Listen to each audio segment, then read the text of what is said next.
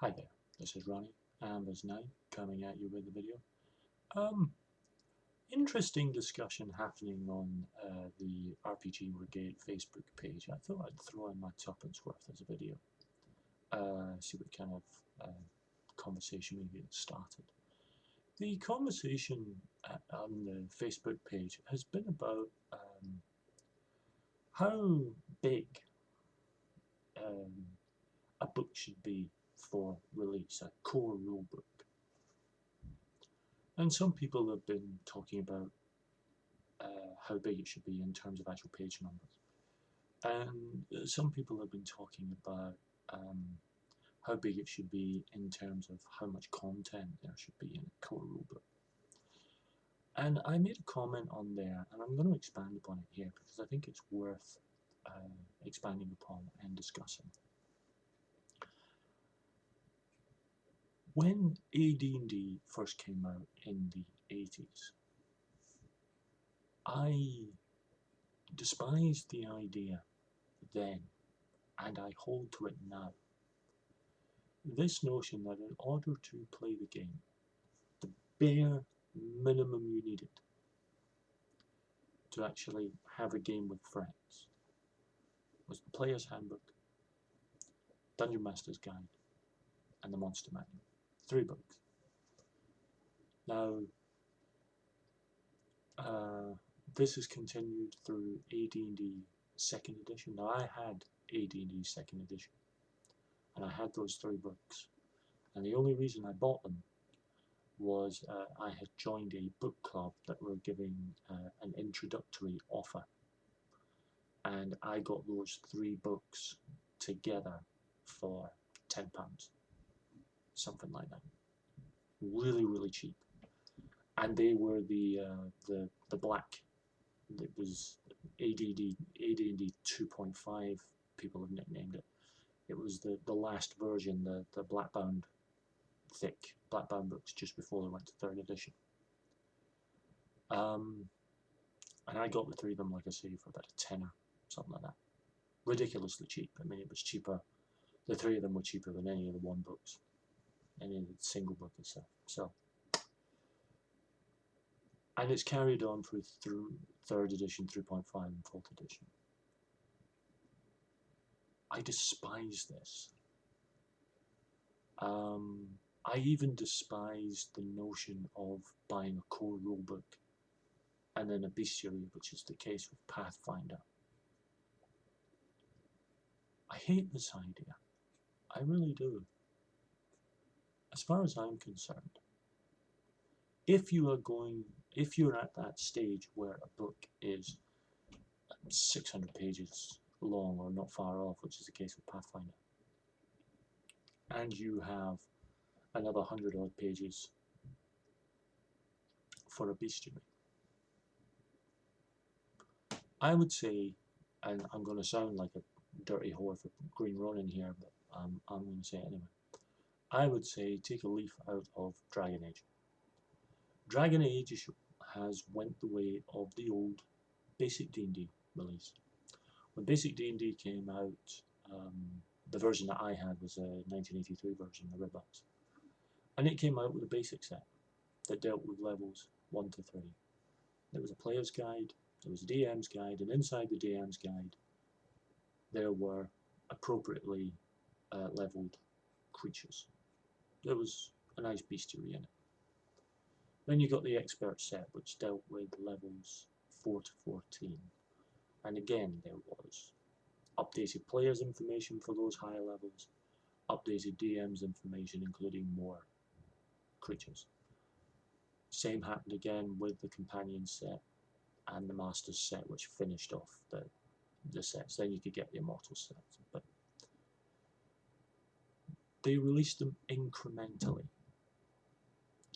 Everything you needed for play was in that first box set. Dragon Age has done the same thing. They've released it incrementally. They've released it very slowly, incrementally. Dragon Age Set 3 is still to come out, and I would rather hope they do it very quickly. But I like the fact that they've done it incrementally. It means that you can buy that first box set, set one, and you've got enough player information, enough DM's information, there's enough creatures in there to get started. Perfect. What I object to, ethically as well as financially, is having to fork out 20 odd pounds for a player's handbook, 20 odd pounds for a Dungeon Master's Guide, and another 20 odd pounds for a monster manual to start with, just to get playing. Now, one could argue, and there's a fair argument, that when you add up these sets for Dragon Age 1, 2, and 3 as it comes out, it's going to come up to about the same price. And that's true. But you don't have to buy them together. You don't have to pay out that 60 quid in one go. You can buy them incrementally and spread the cost. Because you can buy set one and you've got enough. This is why I like games like Pendragon. I've got 4th edition Pendragon. I think 5th edition Pendragon and so on will work just as well. Everything you need, really. Everything, you've got enough in that core rulebook to play. And then you can buy extra supplements that give bigger details to the various regions. That's fine. They're not absolutely essential. You can buy them as and if and when, but you're not absolutely required of them to play. I'm old enough to remember games like Palladium Fantasy. There was enough in that core rulebook to play. Call of Cthulhu, I had 4th edition. Again, there was enough in that to play.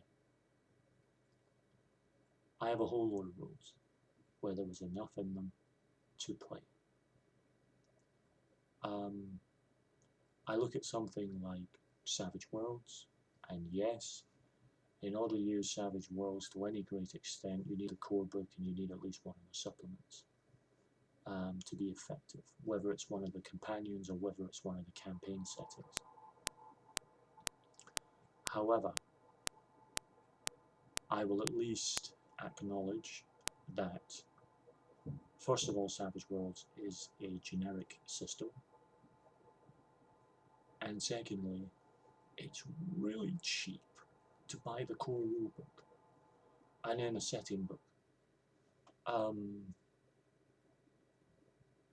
You can, and between those, and again, you're talking about 20, 25 pounds for the two together. You've got enough to play a game. I don't like this profiteering. I despise it completely, and I'm not cheap. God knows I buy stuff. I'm not cheap, but I like people to be honest. I own True 20, and there's enough in there. It is a generic system, but there's enough in there to get started. And there's obviously campaign supplements that you can buy. I think one of the reasons why a lot of people are going to retro clones, particularly those that are free to own on the internet, such as Labyrinth Lord and Barbarians of Lemuria and Dark Dungeons, which I love. I mean, there's Dark Dungeons. Dark Dungeons is about 300 pages, which is a lot, but it's the only 300 pages you need, because it's got everything you need in that one book. You'll never need another one. Same with Barbarians of Lemuria, same with Labyrinth Lord, same with a lot of these retro clones. There's enough in those books that you don't need to pay through the nose for them. Even if you were to buy a printed version of Dark Dungeons, I think it goes in at about £25–30. But even then, That's the only 25 or 30 pounds you need to spend. I know everyone's tightening their belts. I know things increase in value and so on. But I think games companies should be ethically obliged to release games in a way where there is enough information in the core book, and it should be one book, in order to run a game.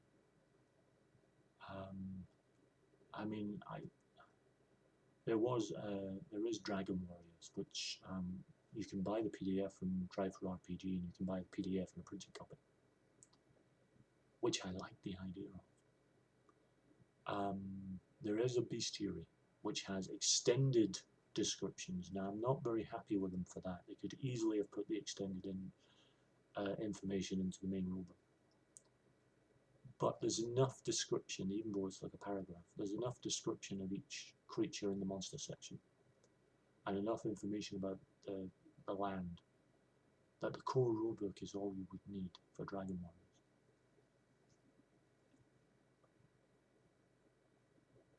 There is no excuse for this Player's Handbook, DM's Guide, Monster Manual, multi-book, before you even get to play a game mentality anymore.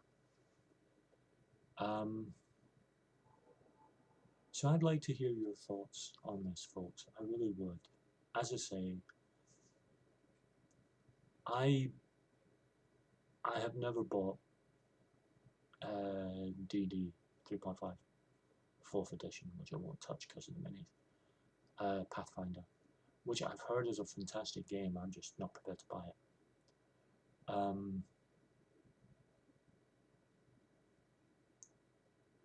Is it ethical to release games in this piecemeal fashion, so you need this 2 or 3 books minimum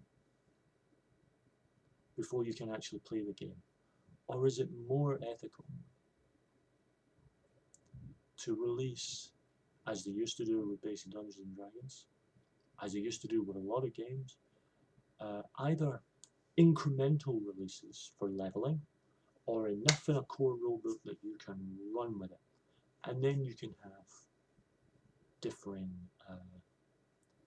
supplements to add flavor. So yeah, come on back. I'd love to hear your thoughts on this.